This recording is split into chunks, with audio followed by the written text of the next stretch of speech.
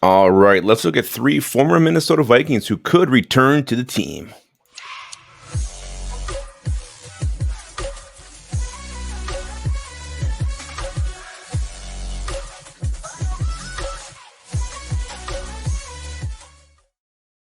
All right, welcome back to the Onebar and Lupagus show. I am Lupagus, and we're sitting here a couple weeks away from not even that. We're just over a week away from training camp.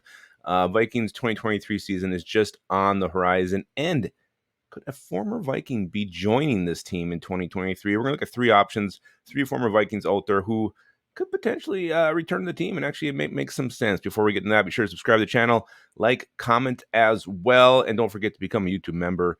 We just gave away some fantastic Onebar and Lupagus swag. That lucky bastard Montemita won again.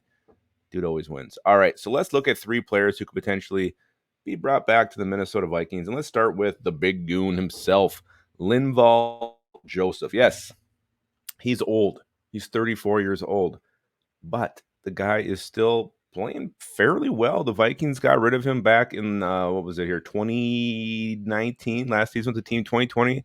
Let him go in favor of Michael Pierce. Michael Pierce sat out because of COVID, and he was a big flop, only played in 8 games for the Vikings.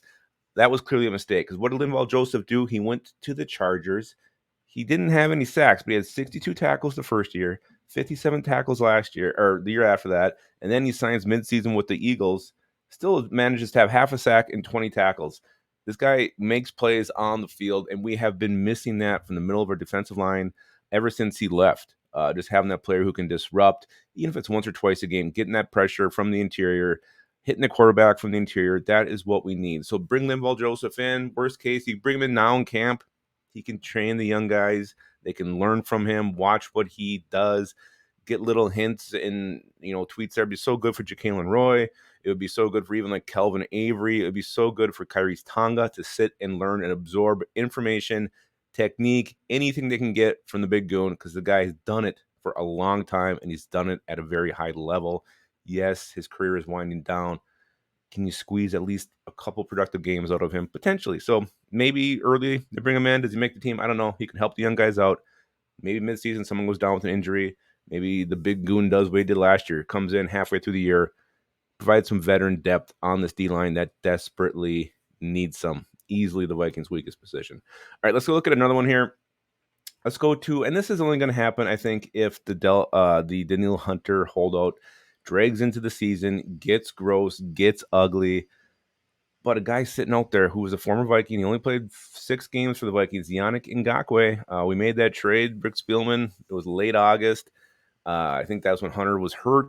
Bringing Ngakoue, what does he do? He gets 5 sacks for the team.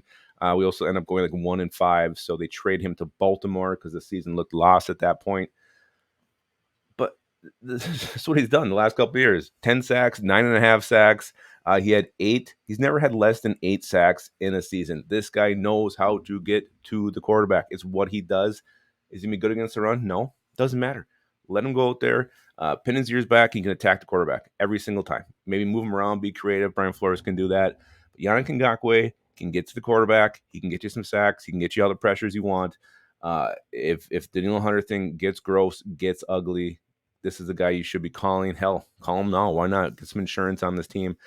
And you look at Yannick. I mean, he's played with the Colts last year, the Raiders the year before, Ravens, Vikings, Jacksonville, wherever he's gone, whatever system he's in, he always still produces. He is a natural pass rusher.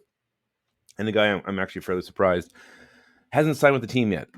Maybe he's hurt. I don't know about it. I don't know. But again, this guy's out there, and it's a nice little insurance plan sitting there. All right, let's go to the last one. The last one, this is kind of a long shot at this point because we just cut him, but Delvin Cook still has not yet found a team.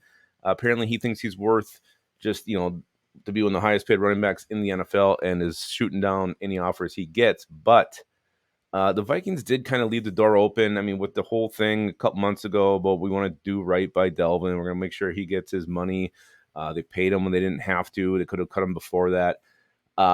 So did that leave a little bit of wiggle room here? I mean, and I don't think this happens if someone gets hurt, first week of camp. Madison goes down, Chandler goes down, McBride goes down. You lose one of those backs.